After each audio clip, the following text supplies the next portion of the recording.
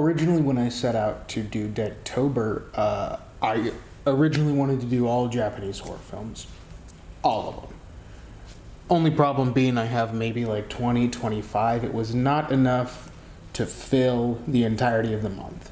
So I nixed that idea and then fumbled with it a little bit until here we are, doing just about everything horror related in 1 month.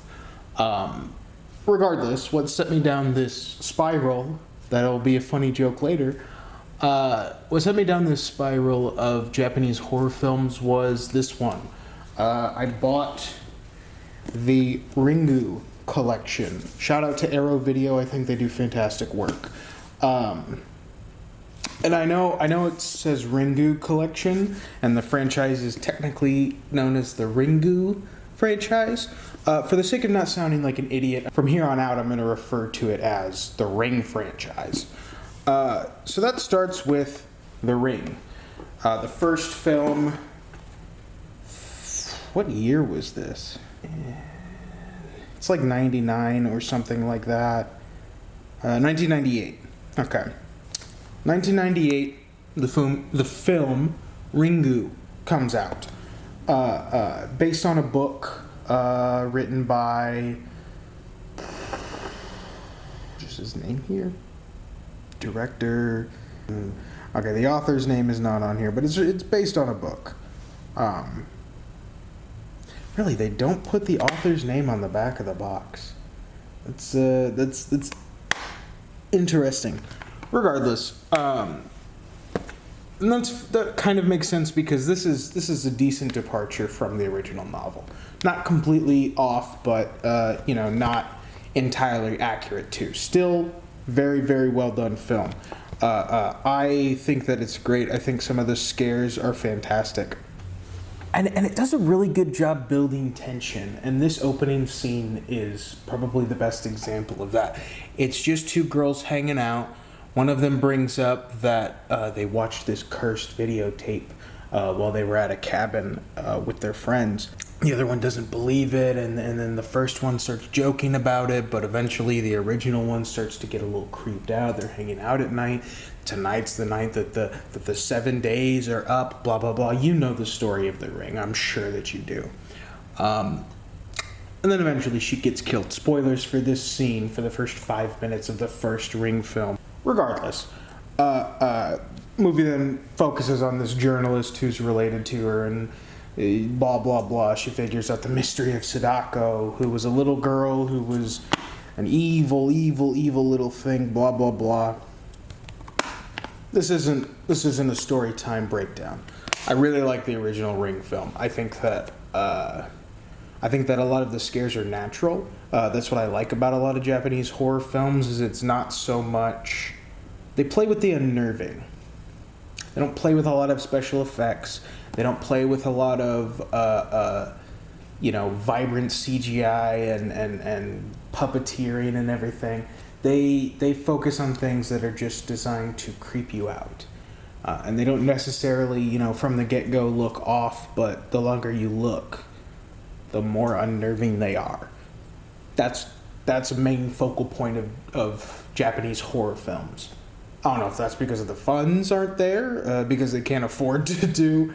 A lot of these are lower budget films. They just can't do all of these high-end CGI for their monsters. Whatever, that's fine. I like what they managed to do. I think a lot of good horror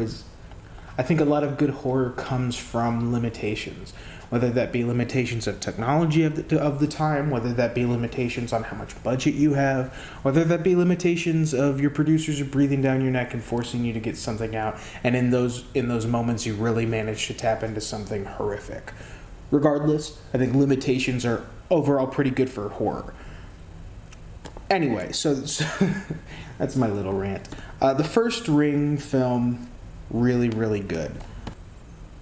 And then Korea makes an adaptation of the original Ring novel, and I have very mixed feelings on this one. I don't have a physical copy of it because I don't know if a physical copy exists, at least in English, but it's subtitled on YouTube. You can find it if you're really jonesing for it. It's called The Ring Virus, and it's not.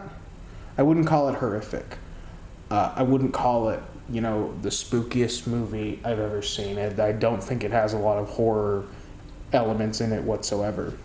It doesn't tell the story very well.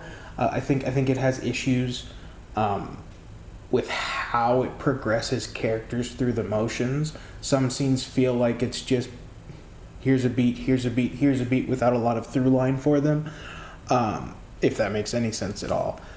But what it lacks for in that, it makes up for in wildly good cinematography.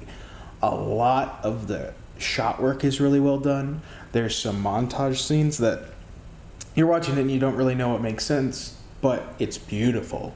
It's really, really gorgeous. It does that really well. And then the other thing that it makes up for is it holds true to the original novel to a T.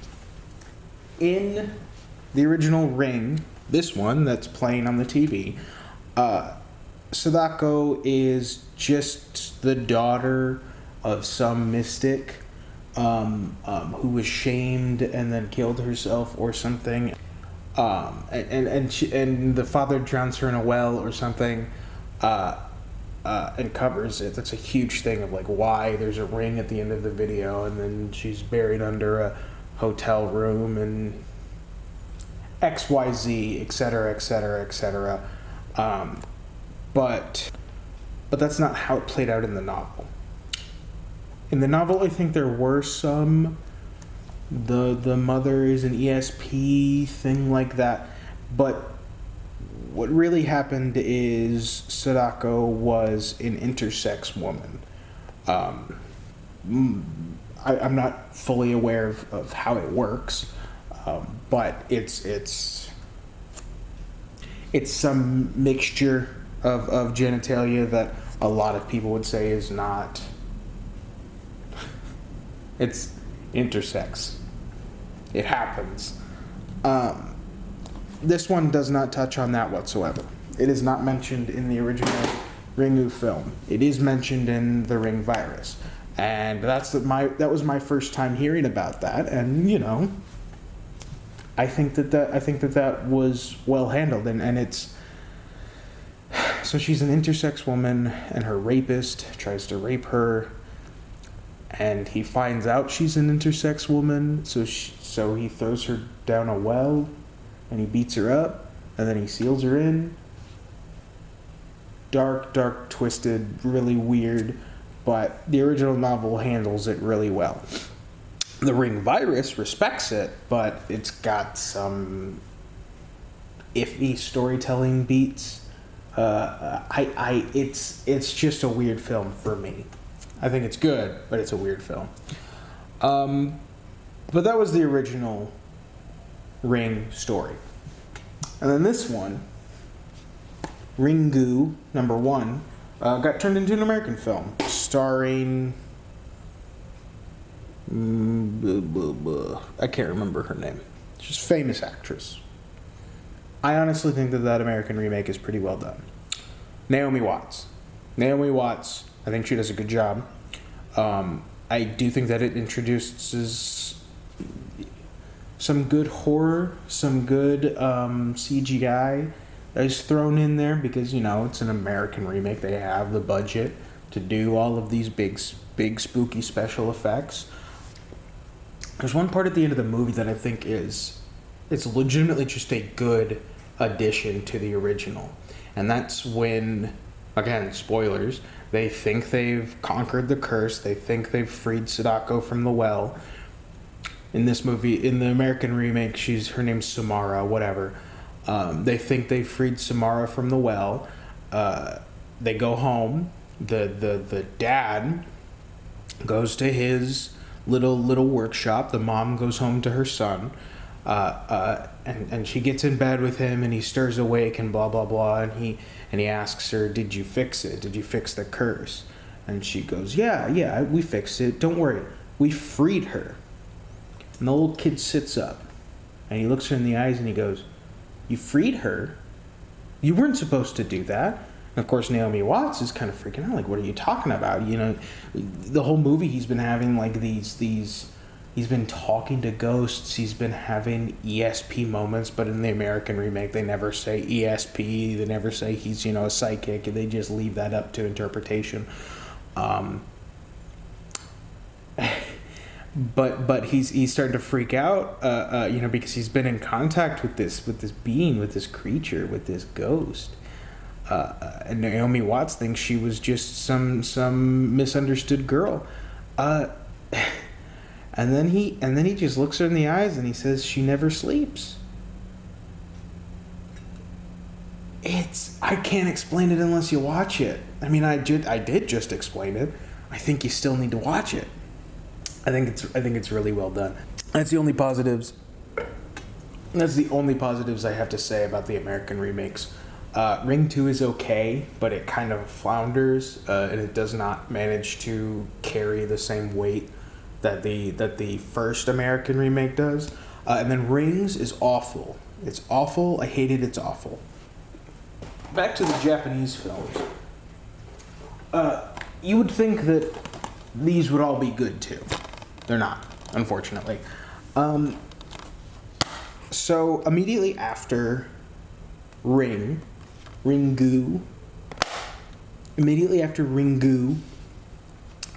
they decided to adapt the second novel. The first one I think was called Rings, and then the next one was Spiral. So they adapted Spiral into a film. Spiral is not horror, and it's weird. The movie, at least. I haven't read the book. I haven't read any of these books, if that's not clear. I haven't read the trilogy. But Spiral kind of sucks, and I don't like it. And it's not creepy.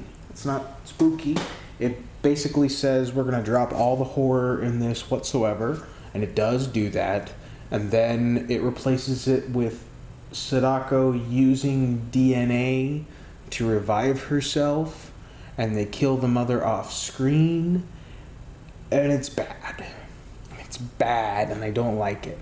I literally stopped in the climax of the film because they started to explain, like, I'm back because her womb was magic or something like that. I could not handle it. I could not do it. And again, up until this point, they've killed the main character of the previous film off screen and her son. They focus on some other character for majority of the film. The dad is alive again, but he's just the dad is in the movie, but he's just a ghost. And it's just completely focused on some other character, and then Sadako starts to talk about DNA and stuff. I could not do it. And I understand why the critical reception was so negative. People did not like this movie when it premiered in Japan. So, like, in a matter of months, they managed to pump out Ring 2. Ring 2 does have the protagonist of the previous film show up. She still dies. But that's okay, because, she's at least there, I guess. I don't know. She's still not the protagonist. The girlfriend of the dad, complicated story, whatever. She's the protagonist. I think she does a good job as the protagonist. And this is actually a horror film this time. There are spooky scenes. There's creepiness. Sadako is evil, of course, as she should be. I very much enjoy Ring 2 over Spiral. I still don't think it's as good as the original, but it's pretty good. And then Ring 0, which is it's an origin story about Sadako. Now, hold on. I know what you're thinking. Sounds lame. It kind of is. I think that the story itself is pointless. I think that giving me an origin on Sadako is dumb. I don't like that. But it's okay. And it does have some creepy scenes. It does have some unnerving. This one feels more of like a thriller. This one feels more like a Carrie than an It, if that Stephen King analogy carries. And it's got a good flip. But it's definitely the weakest of the original canon trilogy. Spiral is the weakest of all of the Japanese films, in my opinion. But it's okay. And then the Ring 0 comes out, whatever. A few years later, they start doing Sadako solo films. That's just about her haunting people, and then they turn her into a YouTuber. I haven't watched any of that. I don't know any of that. I'm not recommending that. I'm recommending the Japanese Ring films. I think those are good. Barring Spiral, which I don't even consider to be a Ring film. Ring, Ring 2, Ring 0, I think they're solid watches. I say at the very least watch the original if Japanese horror is something that's up your alley. Again, I think that the American remake is pretty well done. I think Ring 2 is okay. I don't think it's awful. I just don't think it's good. Maybe that's harsh. I don't know. It's a solid Japanese horror film, and I recommend it.